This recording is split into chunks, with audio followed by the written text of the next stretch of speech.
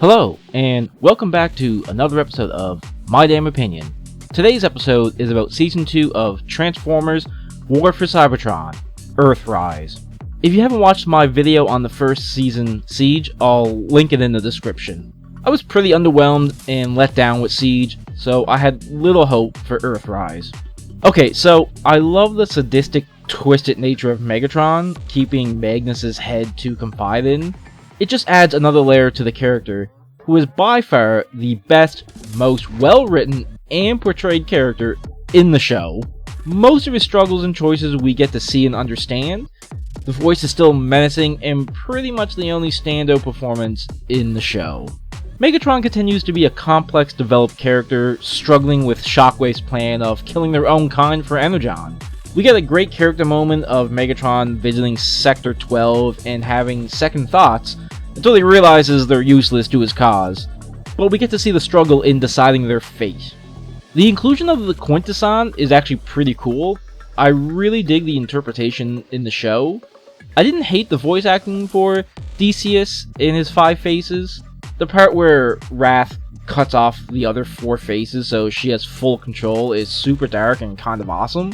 Not having read many Transformer comics or watching Cyberverse, which has Quintessons in it, it's a refreshing take for me. There's some nice references to Transformers mythology, with the Nebula Station being one of them. On the station is where Scorponok resides, and I hate this Scorponok. The voice sucks, which is no surprise. 97% of the voices suck in the show, so why would Scorponok be any different?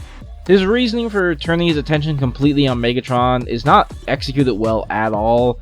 Some dumb line from Prime about Megatron acting like a Quintesson.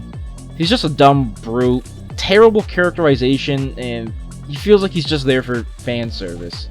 And speaking of fan service, there is a lot of fan service dialogue in this. I'll crush Prime with my bare hands, I still function, more than meets the eye, you know, that kind of stuff.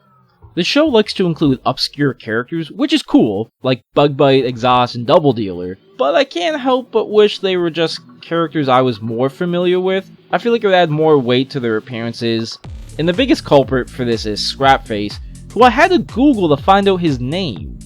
He's the repainted reflector guy who helps the Autobots, and I feel like if he was someone more than just an obscure character, it would just add more to the story. And I think the inclusion of these obscure characters, minus Double Dealer, is to save on money because they're all repaints of previously used models. Comes off as lazy. I did enjoy Scrapface aiding the Autobots and seeing things from their perspective. That was a nice touch to help grow the Decepticon community. But again, I feel like it would have had a better impact if it was someone more familiar. Bumblebee's growth as a character continues to just feel forced. I still think the show should have focused on his perspective as he struggles to see which side is the right side to be on, but it's too late now. When Megatron shows up on the station, he doesn't give a f**k about Scorponok and goes straight to trying to kill Prime, which is kind of ridiculous. I get that he has a grudge and all, but like, come on.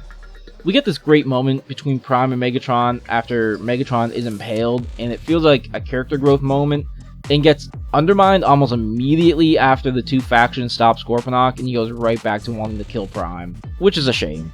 In episode 4, Prime's voice actually gets worse, which is just remarkable. Starscream continues to be the only other character whom the creators of the show get right. I'll give them credit for making Elita 1 interesting too. She's much better this season than she was in the last season, and that's not saying she was awful in the last season. She was actually one of the better parts of season 1. She's a much more competent leader than Optimus, and takes into account her comrades' opinions and feelings, which you kind of don't really get with Prime. Back to Starscream. As soon as he thinks Megatron is dead, he goes for leadership, and that's just classic. And of course it doesn't work out for him even after he attempts to have Megatron killed by blowing up the space station. I hate the inclusion of Galvatron. The dialogue is terrible, he's shoehorned in for no real reason, other than to give Megatron something to do and force him to enter the Dead Universe. Maybe Season 3 will pay this off better, but until then he is literally introduced as fan service. Also in the Dead Universe is Skylynx, who just inexplicably has magic powers in this universe. It's just so dumb. The whole journey thing was unnecessary and just forced development instead of making Prime developed into the beloved leader he should be. This show loves forced development. Prime ends up taking cues from Bayformers, Optimus Prime, and becomes murderous, trying to kill Megatron.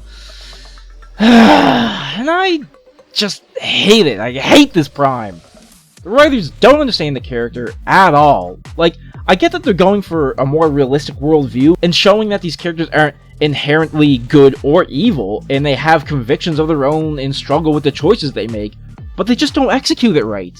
There has to be a better way of showing this rather than having Prime flip-flop over his beliefs. Be more like Transformers animated. I'll give the show some credit in that characters actually die sometimes. Poor Cog. Left to die on the enemy ship nobody knows or really cares. Overall, I did enjoy the story and just this season as a whole more than Siege, and it gives me a glimmer of hope that Kingdom will actually be good, especially with it including Beast Wars, and we get a tease of that of seeing Dinobot at the end.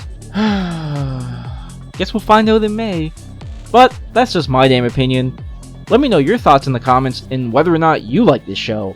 And if you enjoyed this video, don't forget to hit that like button and click subscribe for more opinions no one asked for.